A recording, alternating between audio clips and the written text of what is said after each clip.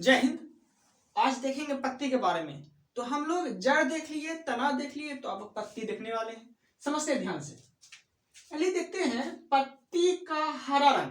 पत्ती का हरा रंग जो होता है वो क्लोरोफिल के उपस्थिति के कारण होता है। ठीक है, पत्ती मतलब पत्ता, उसका हरा रंग क्लोरोफिल की उपस्थिति के कारण होता है। प्रकाश संश्लेषण की क्रिया, प्रकाश संश्लेषण की क्रिया भी पत्ती के माध्यम से ही होता है। और प्रकाश संश्लेषण करने के लिए मात्र 1 से 2% प्रकाश की जरूरत पड़ती है। तो प्रकाश संश्लेषण की क्रिया करने के लिए सिर्फ प्रकाश चाहिए। ये इंपॉर्टेंट नहीं है कि ये सूर्य का ही प्रकाश चाहिए, धूप ही चाहिए, ये इंपॉर्टेंट नहीं है। मात्र उसे 1 से 2% भी अगर प्रकाश मिल जाता है तो प्रकाश संश्लेषण की क्रिया वो कर लेगा। आगे, प्रकाश संश्लेषण की जो क्रिया होती है तो सबसे ज्यादा होती है लाल रंग में, फिर नीला में, उसके बाद फिर बैंगनी में। ओके, कैसे होती है? लाल में, फिर नीला में, फिर बैंगनी में। तो आपसे क्वेश्चन पूछेगा प्रकाश संश्लेषण की क्रिया ज्यादा लाल में होगी या बैंगनी में होगी? तो ज्यादा लाल में होगी। और एक क्वेश्चन और भी पूछेगा प्रकाश संश्लेषण की क्रिया किसमें सबसे ज्यादा होती है और किसमें सबसे कम होती है? तो ज्यादा लाल में, कम बैंगनी में। ओके, आगे यहां देखते हैं प्रकाश संश्लेषण की क्रिया ऑक्सीकरण अभिक्रिया है। प्रकाश संश्लेषण की क्रिया कैसी अभिक्रिया है? तो ऑक्सीकरण अभिक्रिया है। और प्रकाश संश्लेषण जो होता है, प्रकाश संश्लेषण में ऑक्सीकरण और अपकरण दोनों होता है। समझते हैं आगे।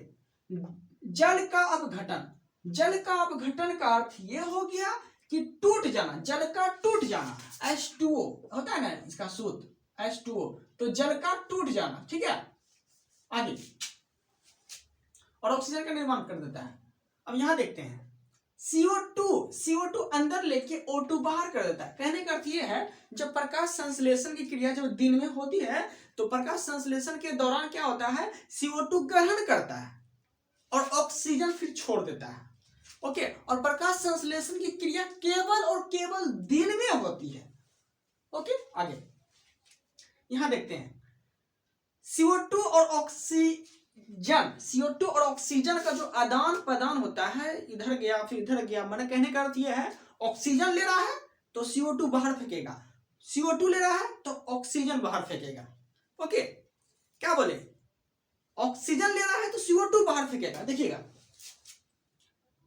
CO2 लिया तो ऑक्सीजन बाहर फेंका, O2 लिया तो CO2 बाहर फेंकेगा। इस तरह से होता है। और ये सब सारा प्रोसेस होता है रंध्र के माध्यम से। रंध्र का मतलब हो गया छिद्र, पत्ती में जो छिद्र होता है उसके माध्यम से आर पार होते रहता है, मतलब आदान प्रदान। यहां समझते हैं रंध्र। रंध्र जो होती है, रंध्र के माध्यम से ही वाष्प उत्सर्जन की क्रिया होती है। रंध्र के माध्यम से ही वाष्प उत्सर्जन की क्रिया होती है, जिसे बोलते हैं छिद्र। ओके, रंध्र को छिद्र बोलते हैं।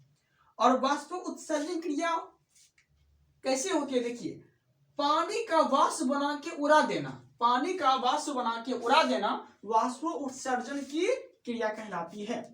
यहां समझते हैं पत्ती में स्टार्च की जांच करने के लिए आयोडीन का घोल डाला जाता है कि पत्ती में कितना स्टार्च है और कितना स्टार्च नहीं है। तो स्टार्च की जांच करने के लिए किसका घोल डाला जाता है? तो आयोडीन का घोल डाला जाता है। ठीक है, और स्टार्च को हम लोग मंड भी बोलते हैं, चोकर भी बोलते हैं। तो ये बात याद रखिएगा आप लोग। ओके देन, इस वीडियो में इतना ही। Thank you. अगर आप लोग अगर मेरा कंसेप्ट पढ़ाया वो पसंद आ रहा है तो चैनल को सब्सक्राइब कर लीजिएगा ताकि मेरा वीडियो आप तक पहुंच सके। थैंक यू, धन्यवाद।